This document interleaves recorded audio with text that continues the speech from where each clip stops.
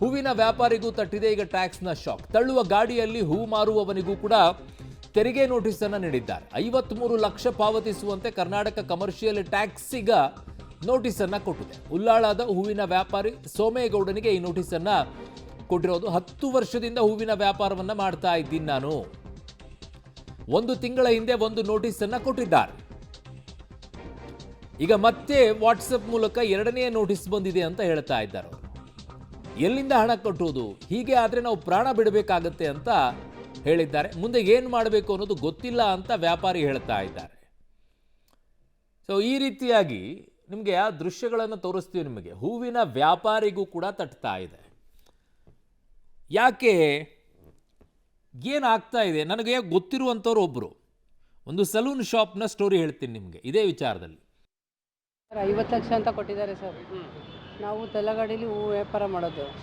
50 ಲಕ್ಷ ನೀವು ಕಟ್ಟಬೇಕು, income tax ಕಟ್ಟಬೇಕು ಅಂತ 2 ನೋಟಿಸ್ ಕೊಟ್ಟಿದ್ದಾರೆ ಸರ್. ಯಾವಾಗ ಬಂತು ಸರ್ ನೋಟಿಸ್?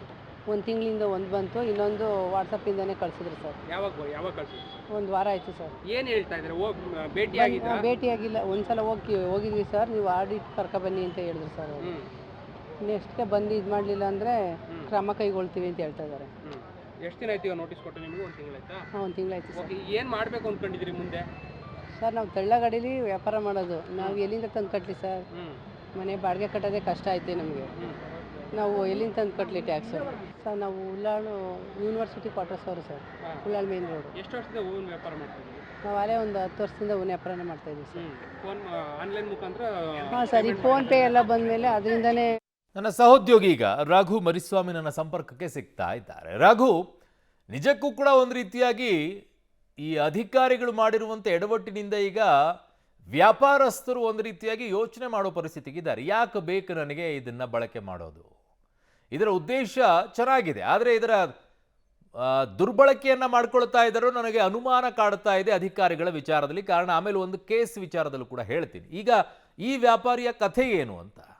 ಅರುಣ, ವ್ಯಾಪಾರಿ ನಮ್ಮ ಒಟ್ಟಿಗೆ ಇದ್ದಾರೆ, ಸೋಮೇಗೌಡರು ಅಂತೇಳಿ, ಉಳ್ಳಾಳದವರು, ಅಂದರೆ ಬೆಂಗಳೂರಿನ ಉಳ್ಳಾಳದವರು. ಕಳೆದ 10 ವರ್ಷಗಳಿಂದ ಹೂವಿನ ವ್ಯಾಪಾರವನ್ನು ಇವರು ಮಾಡ್ತಾ ಇದ್ರು. ಆದರೆ ಕಳೆದ 1 ತಿಂಗಳ ಹಿಂದೆ ಇವರಿಗೆ ಒಂದು ನೋಟಿಸ್ ಬರುತ್ತೆ. ಇದು 1 ವಾರದ ಹಿಂದೆ ಬಂದಿರುವಂಥ 2ನೇ ನೋಟಿಸ್. ಒಂದು ಶೋಕಸ್ ನೋಟಿಸನ್ನು ಕೊಡ್ತಾರೆ, GST ಅಧಿಕಾರಿಗಳಿಂದ ಬರುವಂತಹ ನೋಟಿಸ್. ಅಂದರೆ ನೀವು ಫೋನ್ಪೇ ಮುಖಾಂತರವಾಗಿ, ಫೋನ್ಪೇ, ಗೂಗಲ್ ಪೇ ಜೊತೆಗೆ ಈ ಆನ್ಲೈನ್ ಟ್ರಾನ್ಸಾಕ್ಷನ್ ಮುಖಾಂತರವಾಗಿ ಈ ಪ್ರಮಾಣದ ಟ್ರಾನ್ಸಾಕ್ಷನ್ ಅನ್ನು ಮಾಡಿದ್ರಿ. ಸೊ ನೀವು GST ಅಡಿಯಲ್ಲಿ ಬರುವಂಥ ಕಾರಣಕ್ಕಾಗಿ ರಿಜಿಸ್ಟರ್ ಆಗಿಲ್ಲ, ನೀವು ಹಣವನ್ನು ಪಾವತಿ ಮಾಡಬೇಕು ಅಂತ ಹೇಳಿ ಒಂದು ಶೋಕಸ್ ನೋಟಿಸನ್ನು ಕೊಡ್ತಾರೆ. ನೋಟಿಸನ್ನು ನೋಡಿದಂಥ ಹೂವಿನ ವ್ಯಾಪಾರಿ ಗಾಬರಿ ಆಗ್ತಾರೆ.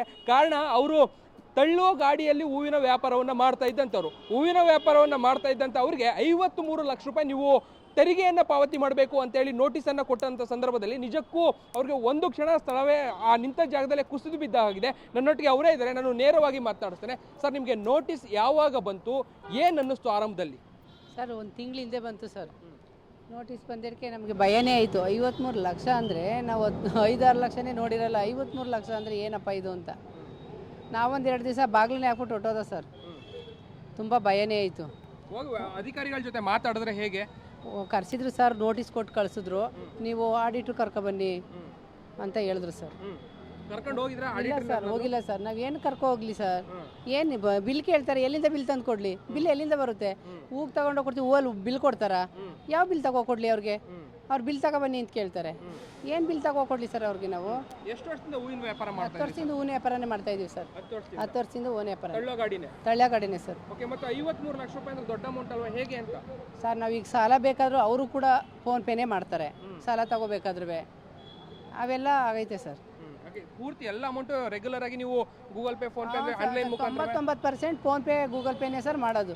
1 ರೂಪಾಯಿ ಕ್ಯಾಶ್ ಬರಲ್ಲ. 10,000 ವ್ಯಾಪಾರ ಮಾಡಿದ್ರೆ 500 ರೂಪಾಯಿ ಕ್ಯಾಶ್ ಬರೋದು ಹೆಚ್ಚು ಸರ್. ಎಲ್ಲ ಗೂಗಲ್ ಪೇ, ಫೋನ್ ಪೇನೇ ಸರ್. ಈಗ ಏನು ಮಾಡಬೇಕು ಅಂದ್ಕೊಂಡಿದ್ದೀರಿ? ಈಗ ನೋಟಿಸ್ ಕೊಟ್ಟಿದ್ದಾರೆ, ಶೋಕಸ್ ನೋಟಿಸ್ ಬಂದಿದೆ. ಈಗ ಮುಂದೆ ಹೇಗೆ? ಮುಂದೆ ಏನಿಲ್ಲ ಸರ್, ಅವ್ರು ಕೊಡು ಅಂದರೆ ನಾವೇನಾದ್ರು ಮಾಡ್ಕೊ ಸಾಯ್ಬೇಕಾಗುತ್ತೆ ಅಷ್ಟೇ. ನಮ್ಮ ಹತ್ರ 1 ಲಕ್ಷ ಅಲ್ಲ, 50,000 ಕೂಡ ನಮ್ಮ ಹತ್ರ ಇಲ್ಲ ಸರ್. ಅವತ್ತಿಂದ ಜೀವನ ಮಾಡೋದೇ ಕಷ್ಟ ಸರ್. ಓಕೆ ಅರುಣ್, ಇದು ಇವರ ಪರಿಸ್ಥಿತಿ ಆದರೆ ಮತ್ತೊಬ್ಬರಿದ್ದಾರೆ, ಆನ್ಲೈನ್ ಟ್ರಾನ್ಸಾಕ್ಷನ್ ಸವಾಸವೇ ಬೇಡಪ್ಪ ಅಂತ ಹೇಳಿ ಅವರು ಕೂಡ ಮುಂದಾಗಿದ್ದಾರೆ. ಅವರು ಕೂಡ ಅದೇ ರೀತಿಯಾದಂಥ ಮಾತನ್ನು ಹೇಳ್ತಾ ಇರುವಂಥದ್ದು. ನಾವು ಇನ್ನು ಮುಂದೆ ಆನ್ಲೈನ್ ಟ್ರಾನ್ಸಾಕ್ಷನ್ಗಳನ್ನು ನಿಲ್ಲಿಸ್ತೇವೆ ಅನ್ನುವಂಥ ಮಾತುಗಳನ್ನ ಹೇಳ್ತಾ ಇದ್ದಾರೆ. ಅರುಣ್. ಓಕೆ ರಘು, ನಿಮ್ಮೆಲ್ಲ ಮಾಹಿತಿಗೆ ಧನ್ಯವಾದಗಳು. ನನ್ನ ಮತ್ತೊಬ್ಬ ಸಹೋದ್ಯೋಗಿ ಈಗ ಅರುಣ ಶಿರಗುಪ್ಪಿ ನನ್ನ ಸಂಪರ್ಕಕ್ಕೆ ಸಿಗ್ತಾ ಇದ್ದಾರೆ. ಅರುಣ, ನೀವಿರುವಂತಹ ಜಾಗದಲ್ಲಿ ಈಗ ಯಾವ ರೀತಿಯಾಗಿ ವ್ಯಾಪಾರಸ್ಥರು ನಿರ್ಧಾರವನ್ನ ತೆಗೆದುಕೊಳ್ತಾ ಇದ್ದಾರೆ, ಮತ್ತೆ ಅವರಿಗೆ ಯಾವ ರೀತಿಯಾದಂಥ ಸಮಸ್ಯೆ ಆಗಿದೆ, ಅವರನ್ನ ಕರೆದಂತಹ ಸಂದರ್ಭದಲ್ಲಿ ಅಧಿಕಾರಿಗಳು ಏನು ಹೇಳಿ ಕಳಿಸಿದಾರಂತೆ ಅವರಿಗೆ? ಎಸ್ ಸರ್, ನಿಜಕ್ಕೂ ಕೂಡ ಈ ಒಂದು GST ನೋಟಿಸ್ ವಿಚಾರ ವ್ಯಾಪಾರಿಗಳಲ್ಲಿ ಒಂದು ಆತಂಕಕ್ಕೂ ಕೂಡ ಮನೆ ಮಾಡಿದೆ. ಪ್ರಮುಖವಾಗಿ ಸಣ್ಣ ಪುಟ್ಟ ವ್ಯಾಪಾರಗಳನ್ನು ₹1, ₹2 ಲಾಭವನ್ನು ಇಟ್ಕೊಂಡು ವ್ಯಾಪಾರವನ್ನು ನಡೆಸುವಂತಹವರು ಕೂಡ ₹10, ₹1000 ಗಂಟಲೆ ಟ್ಯಾಕ್ಸ್ ಕಟ್ಟಬೇಕಾ ಎನ್ನುವಂತಹ ಒಂದು ಗೊಂದಲದಲ್ಲಿಯೂ ಕೂಡ ಇದ್ದಾರೆ. ಜೊತೆಗೆ ಅನೇಕ ಜನ ಹೆದರ್ಬಿಟ್ಟು UPI ಟ್ರಾನ್ಸಾಕ್ಷನನ್ನು, ಪ್ರಮುಖವಾಗಿ ಫೋನ್ಪೇ, ಗೂಗಲ್ ಪೇ ಇರ್ತಕ್ಕಂಥ ನೋಟಿಸ್ಗಳನ್ನು ಕೂಡ ತೆರವು ಮಾಡುವಂಥ ಒಂದು ಕೆಲಸಕ್ಕೂ ಕೂಡ ಮುಂದಾಗಿದ್ದಾರೆ. ನಾನಿವತ್ತು ವಿಜಯನಗರದಲ್ಲಿರ್ತಕ್ಕಂಥ ಬೇಕ್ರಿ ಬಳಿ ಇದ್ದೇನೆ. ಇಲ್ಲಿರ್ತಕ್ಕಂಥ ಓನರ್ ಇದ್ದಾರೆ, ಅವ್ರನ್ನೇ ಮಾತನಾಡ್ತೇನೆ. ಸರ್, ಏನು ಹೇಳ್ತೀರಾ ಈ ನೋಟಿಸ್ ವಿಚಾರಕ್ಕೆ? ಮೇಡಮ್, ಇದು ಏಕಾಏಕಿ ಬಂದು ನೋಟಿಸ್ ಕೊಟ್ಟರೆ ತುಂಬ ತಪ್ಪು. ಇವ್ರೇನಾದ್ರು ಒಂದು ನೋಟಿಸ್ ಇಶ್ಯೂ ಮಾಡಿ ಅದಕ್ಕೆ ಅದು ಏನು ಇಷ್ಟು ಕಟ್ಟಿ ಮಾಡಿ ಅಂತ ಹೇಳಿದ್ರೆ ಅದು ಪರವಾಗಿಲ್ಲ. ಏಕದಮ್ ಬಂದು ನೀವು 10 ಲಕ್ಷ ಕಟ್ಟಿ 5 ಲಕ್ಷ ಕಟ್ಟಿ ಅಂತ ಕೊಟ್ಬಿಟ್ರೆ ಈ ಚಿಕ್ಕ ಪುಟ್ಟ ವ್ಯಾಪಾರ ₹2, ₹3 ವ್ಯಾಪಾರ ಇಟ್ಕೊಂಡು ನಾವು ಮಾರ್ಜಿನ್ ಇಟ್ಕೊಂಡಿರ್ತೀವಿ, ಅದು ಹೆಂಗೆ ಮಾಡಬೇಕು ಅಂತ ಗೊತ್ತಾಗ್ತಾ ಇಲ್ಲ. ಅದಕ್ಕೆ ತುಂಬ ಎಲ್ಲ ಪಬ್ಲಿಕಲ್ಲಿ ತುಂಬ ತೊಂದರೆ ಆಗ್ತಾಯಿದೆ ಮೇಡಮ್. ಇದಕ್ಕೆ ಅದು CM ಹತ್ರ ಏನೋ ಒಂದು ಪ್ರೊಟೆಕ್ಷನ್ ಮಾಡಿ ನಾವೆಲ್ಲ ಅಸೋಸಿಯೇಷನ್ಸ್ ಎಲ್ಲ ಮಾತಾಡ್ತಿದ್ದೀವಿ. ಅದು ನೋಡಿ ಮಾತಾಡಬೇಕು ಮೇಡಮ್ ಹೆಂಗೆ ಅಂತ. ಈಗ ಸರ್ಕಾರ ಮಟ್ಟದಲ್ಲಿ ಇದಕ್ಕೆ ಕ್ರಮ ತಗೋಬೇಕು. ಇವಾಗೇನು ಕಮರ್ಷಿಯಲ್ ಟ್ಯಾಕ್ಸ್ ಆಫೀಸರ್ಸ್ ಎಲ್ಲ ಏನಿದ್ದಾರೆ ಬಂದು ಎಲ್ಲ ಏಕೈಕಿ ಎಲ್ಲರಿಗೂ ನೋಟಿಸ್ ಕೊಡೋದು, ನಿಮ್ಮದು ಇಷ್ಟು ಟ್ರಾನ್ಸಾಕ್ಷನ್ ಆಗಿದೆ. UPI ತೊಗೊಳಕ್ಕೆ ಭಯ ನಮಗೆ. UPI ಈಗ ಎಲ್ಲ ಯಾರು ನೋಡಿದ್ರು ಕ್ಯಾಶೇ ಕೊಡೋಲ್ಲ. ₹10, ₹2, ₹100 ಏನಿದ್ರು ಫೋನಲ್ಲೇ ಪೇ ಮಾಡ್ತಾರೆ, UPIನೇ ಮಾಡ್ತಾರೆ. ಅದು ಎಲ್ಲ ಇವಾಗ ರೆಕಾರ್ಡಬಲ್ ಆಗುತ್ತೆ. ಹಾಗಾಗಿ ಇದ್ರ ಬಗ್ಗೆ ಕ್ರಮ ತಗೋಬೇಕು ಅಂತ ನಾನು ಸರ್ಕಾರಕ್ಕೆ ಮನವಿ ಮಾಡ್ತೀನಿ ಮೇಡಮ್. ಸರ್, ಇವಾಗ ಬೇಕ್ರಿ ಬಿಟ್ಟು ಬೇರೆಲ್ಲ ಯಾವ ಶಾಪ್ಗಳಿಗೆ ಕೊಟ್ಟಿದ್ದಾರೆ? ಎಲ್ಲ ಕಾಂಡಿಮೆಂಟ್ಸು, ಟೀ ಮಾರೋರು ಎಲ್ಲರಿಗೂ ಕೊಡ್ತಾ ಇದ್ದಾರೆ ಮೇಡಮ್. ಒಂದು ಕಡೆಯಿಂದ ಅವ್ರಿಗೆ ತುಂಬ ಜನ ನೋಡಿ ನಿಮ್ಮ ಯೂಟ್ಯೂಬ್ TVಗಳೆಲ್ಲ ಬರ್ತಾ ಇದೆ ಕಂಟಿನ್ಯೂಸ್ ಆಗಿ 10 ಲಕ್ಷ ಕಟ್ಟಿ, 20 ಲಕ್ಷ ಕಟ್ಟಿ, 30 ಲಕ್ಷ ಕಟ್ಟಿ ಅಂತ ಎಲ್ಲ ಕಡೆ ಬರ್ತಾ ಇದೆ. ಅದು ತಪ್ಪು ಅಂತ ನನ್ನ ಅನಿಸಿಕೆ ಮೇಡಮ್. ಅಂದ್ರೆ ಇವಾಗ ಫೋನ್ಪೇ, ಗೂಗಲ್ ಪೇ ಬೋರ್ಡ್ ಎಲ್ಲ ತೆಗೆದು ಹಾಕ್ತಾರೆ ಹೇಗೆ? ಅಲ್ಲ, ಅದು ಈಗ ಎಲ್ಲ ತಗೊಳಕ್ಕೆ ಹೆದರ್ತಿದ್ದಾರೆ ಜನ. ಅರ್ಧಕ್ಕರ್ಧ ಎಲ್ಲ ಕ್ಯಾಶ್ ಕೊಡಿ ಹೇಳ್ತಾರೆ. ನಮ್ಮಲ್ಲಿ ನಾವು ಎಲ್ಲ ನಮ್ಮದೆಲ್ಲ GST ಇದೆ, ನಾವು ತಗೋತಾ ಇದ್ದೀವಿ. ಈಗ ಅದೇ ಚಿಕ್ಕ ಪುಟ್ಟ ವ್ಯಾಪಾರ ತುಂಬ ತೊಂದರೆ ಆಗ್ತಾ ಇದೆ.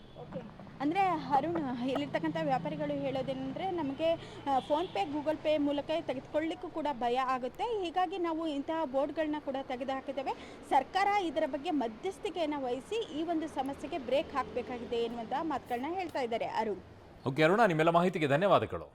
ನೋಡಿ, ಈ ವಿಚಾರದಲ್ಲಿ ಬಹಳ ಮುಖ್ಯವಾಗಿ ನಾವು ಗಮನಿಸಬೇಕಾಗಿರುವಂಥದ್ದು, ಒಂದು ಪ್ರಾಡಕ್ಟ್ ಉತ್ಪಾದನೆ ಆಗತ್ತೆ. ಉತ್ಪಾದನೆ ಆದ ನಂತರ ಆ ಪ್ರಾಡಕ್ಟಿಗೆ ಒಂದು GST ಅಂತ ಹಾಕ್ತಾರೆ, ಟ್ಯಾಕ್ಸ್ ಹಾಕ್ತಾರೆ. 5%, 10%, 18% ಕೂಡ ಇದೆ. ಈ ಟ್ಯಾಕ್ಸನ್ನು ಹಾಕಿದ ನಂತರ ಅದನ್ನು ಖರೀದಿ ಮಾಡುವಂತಹ ಅಂಗಡಿಯವರು ಅದನ್ನು ನಮಗೂ ಕೂಡ ಕೊಡ್ತಾರೆ. ನಾವು ಕೂಡ ಅದೇ ಅಮೌಂಟನ್ನು ಅವ್ರಿಗೆ ಕೊಡಬೇಕಾಗತ್ತೆ. ಕೊಟ್ಟಿರೋ ಅಮೌಂಟನ್ನು ಅವರು ವಾಪಸ್ ಸರ್ಕಾರಕ್ಕೆ ಕಟ್ಟಬೇಕಾಗತ್ತೆ. ಇಲ್ಲಿ ಸಮಸ್ಯೆ ಏನಾಗ್ತಾ ಇದೆ, ಕಂಪನಿಯಿಂದ ಮಾಲೀಕರು ತಗೊಂಡ್ರು, ಮಾಲೀಕರು ಜನರಿಂದಲೂ ಕೂಡ ತಗೊಂಡ್ರು. ಈ ಮಾಲೀಕರಿಂದ ವಾಪಸ್ ಸರ್ಕಾರಕ್ಕೆ ಬರ್ತಾ ಇಲ್ಲ, ಇಲ್ಲೇ ಹೋಗಿ ಕೂತ್ಕೊಳ್ತಾ ಇದೆ. ಇದನ್ನು ಕಟ್ಟು ಅಂತಂದಾಗ ಈಗ ಸಮಸ್ಯೆ ಆಗ್ತಾ ಇದೆ. ಯಾಕೆ ಅಂತಂದ್ರೆ ಅವರಿಗೆ ಇಷ್ಟೊಂದು ಪ್ರಮಾಣದಲ್ಲಿ 4-5 ವರ್ಷದ ಒಮ್ಮೆ ಕೊಡಿ ಅಂತಾರೆ, ಎಲ್ಲಿ ಹೋಗ್ಬೇಕು ಅವರಿಗೆ?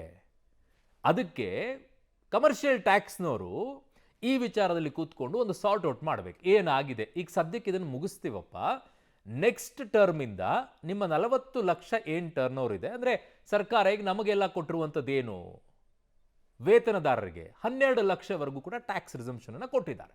ನಾವು ಟ್ಯಾಕ್ಸ್ ಕಟ್ಟೋ ಹಾಗಿಲ್ಲ 12 ಲಕ್ಷದವರೆಗೂ. ಹಾಗೆ ವ್ಯಾಪಾರಸ್ಥರಿಗೆ 40 ಲಕ್ಷದವರೆಗೂ ಕೂಡ ಇದೆ. ಈ 40 ಲಕ್ಷ ದಾಟಿದ ನಂತರ ನೀನು ಕಟ್ಟಬೇಕಾಗತ್ತೆ. ಅದನ್ನು ನಾನು ಕಟ್ಟಲ್ಲ ಅಂತಂದರೆ ಹೇಗೆ ಸಾಧ್ಯ? ನಿಮ್ಗೆ ಅಲ್ಲಿವರೆಗೂ ವಹಿವಾಟಿಗೆ ಅವಕಾಶ ಮಾಡಿಕೊಟ್ಟಿದ್ದಾರಲ್ಲ. ಅಂದರೆ ಯಾವುದು ಇರಬಾರ್ದು, ನನಗೆಲ್ಲ ಬರ್ತಾ ಇರಬೇಕು, ನಾನು ವಾಪಸ್ ಕೊಡಬಾರ್ದು ಅಂದರೆ ಹೇಗೆ ಸಾಧ್ಯ? ನಡೆಯೋದೇ ಹಾಗೆ ಅಲ್ವಾ? ಈ ಸರ್ಕಲ್ಲೇ ಹಾಗೆ. ಅದನ್ನೇ ಈಗ ಸಮಸ್ಯೆ ಆಗ್ತಾ ಇರೋದು ಎಲ್ಲಿ ಅಂತಂದರೆ, ಈ ಕೇಂದ್ರ ಸರ್ಕಾರದವರು ತಿನ್ನೋ ಆಹಾರದ ಮೇಲೂ 18% ಹಾಕ್ತಾ ಇದ್ದಾರೆ. ಆ ಬ್ರಿಟಿಷರು ಬೇಕಿತ್ತು, ಇವರು ಬೇಡ ಅನ್ನೋ ಮಟ್ಟಕ್ಕೆ ಹೋಗಿ ತಲುಪಿಟ್ಟಿದೆ ಈಗ. ಸೊ ಹಾಗಾಗಿ ತಿನ್ನೋ ಐಟಮ್ಸನ್ನು 18% ಕಡಿಮೆ ಮಾಡಬೇಕು ಅಂತ ಹೇಳಿ.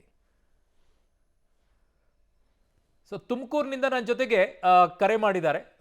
ನಮಸ್ಕಾರ ಸರ್. ನಮಸ್ತೆ. ನಿಮ್ಮ ಹೆಸರು? ಸರ್, ನಂದನ್ ಅಂತ ಹೇಳಿ. ನಂದನ್, ಹೇಳಿ ಸರ್. ನಾವು ಎಕ್ಸಿಕ್ಯೂಟಿವ್ ಕೆಲಸ ಮಾಡ್ತಾ ಇರೋದು. ಹೇಳಿ ನಂದನ್ ಅವರೇ. ಟಿವಿ ನೋಡ್ಕೊಂಡು ಮಾತಾಡಬೇಡಿ, ಕರೆ ಕಟ್ಟಾಗತ್ತೆ ನಂದನ್ ಅವರೇ. ಯಾಕೆ ಅಂತಂದ್ರೆ ಅದಕ್ಕೂ ಇದಕ್ಕೂ ವ್ಯತ್ಯಾಸ ಇರುತ್ತೆ, ಡಿಸ್ಟೆನ್ಸ್ ಇರುತ್ತೆ, ಮಾತನಾಡಿ. ಸೇಲ್ಸ್ ಎಕ್ಸಿಕ್ಯೂಟಿವ್ ಕೆಲಸ ಮಾಡ್ತಾ ಇರೋದು. ಹಾ, ಸರ್ ಈಗ ಟ್ರಾನ್ಸಾಕ್ಷನ್ ಏನಾನ ಆದ್ರೆ ಓಕೆ ಈಗ ಕಸ್ಟಮರ್ಗಳು ನಮ್ಗೆ ಪ್ರೂಫ್ ಸಮೇತ ಕೊಟ್ಟಿರ್ತಾರಲ್ಲ, ಕ್ಯಾಶ್ ಕೊಟ್ರೆ ಈಗ ಮಧ್ಯ ಬರುವಾಗ ಈ ರಾಬರಿ ಮಾಡೋದು ಆ ತರದ್ದು ತುಂಬಾ ಜನ ಹೆಚ್ಚಾಗ್ತಾರೆ ಸರ್ ಈ ನಡುವೆ. ಈಗ ಆಲ್ರೆಡಿ ತುಂಬಾ ಕೇಸಸ್ಗಳು ಕೇಳ್ತಾ ಇದೀವಿ. ಇದ್ರ ಆದ್ರೆ ಫ್ಯೂಚರ್ ಅಲ್ಲಿ ಏನ್ ಮಾಡೋದು ಸರ್? ಈ ತರ UPI ಬ್ಯಾನ್ ಮಾಡ್ಕೊಂಡಿದ್ರೆ ಕ್ಯಾಶ್ ಇಟ್ಕೊಂಡು ಓಡಾಡೋದೇ ಕಷ್ಟ ಅಲ್ವಾ? ಖಂಡಿತ ಸರ್, ಖಂಡಿತ. ಅದ್ರ ಅರ್ಥ ಮಾಡ್ಕೊಳ್ಬೇಕೀಗ. ಅದಕ್ಕೆ ಈ ವಾಣಿಜ್ಯ ತೆರಿಗೆ ಇಲಾಖೆಯವರು ಒಂದಿಷ್ಟು ಅದ್ರ ಬಗ್ಗೆ ಯೋಚನೆ ಮಾಡಿ ಇದನ್ನೆಲ್ಲ ಸಾರ್ಟ್ ಔಟ್ ಮಾಡಿ ಅವರಿಗೆ ಕ್ಯಾಶ್ ವ್ಯವಹಾರ ಕಡಿಮೆ ಮಾಡಿಬಿಟ್ಟು UPI ಟ್ರಾನ್ಸಾಕ್ಷನ್ನ ಸ್ವಲ್ಪ ಜಾಸ್ತಿ ಮಾಡೋ ರೀತಿಯಲ್ಲಿ ಮಾಡಬೇಕು. ಅದು ಅಧಿಕಾರಿಗಳ ಜವಾಬ್ದಾರಿ ಇದೆ. ಕೇಂದ್ರ ಸರ್ಕಾರದವರು ತಿನ್ನೋ ಆಹಾರದ ಮೇಲೆ 18% ಹಾಕೋದನ್ನ ಕಡಿಮೆ ಮಾಡಬೇಕು ಅಲ್ವಾ? ಸರ್ ಈಗ ಚಿನ್ನ ಅನ್ನಕ್ಕೆ ಮಣ್ಣು ಹಾಕ್ತಂಗೆ ಅಲ್ವಾ ಸರ್? ಈಗ ಈಗ ಇವರು ಟ್ಯಾಕ್ಸ್ ಆಗತ್ತು ಒಂದೇನೆ, ಮಣ್ಣು ಹಾಕೋದು ಒಂದೇನೆ. ಹಾಂ, ಈಗ ಬಡವರು ಇರ್ತಾರೆ, ಬಗ್ರು ಇರ್ತಾರೆ, ಎಲ್ಲಾರನು ಅರ್ಥ ಮಾಡ್ಕೊಬೇಕಲ್ವಾ ಸರ್? ಅಂದ್ರೆ ಏನು ಇರಲೇಬಾರ್ದು ಅಂತ ನೀವು ಹೇಳೋದು? ಹೌದು ಸರ್, ಖಂಡಿತ. ಈಗ ಸರ್ ಈಗ ಯಾರೋ ಒಬ್ಬ ತರಕಾರಿ ಅಂಗಡಿ ಕಂಡಿರ್ತಾನೆ, ಅವನದು ಟ್ರಾನ್ಸಾಕ್ಷನ್ ಆಗಿರುತ್ತೆ, ಪ್ರತಿಯೊಬ್ರದ್ದು ಆಗಿರುತ್ತೆ. ಈಗ ಬಡ್ಡಿ ವ್ಯವಹಾರ ಮಾಡ್ತಿರ್ತಾರೆ ಕೆಲವರು, ಅವರ ಪ್ರೂಫ್ ಹೆಂಗ್ ಸರ್ ಕಂಡಿಡಿಯೋದಂಗಾದ್ರೆ ಕ್ಯಾಶ್ ವ್ಯವಹಾರ ಮಾಡಿದ್ರೆ?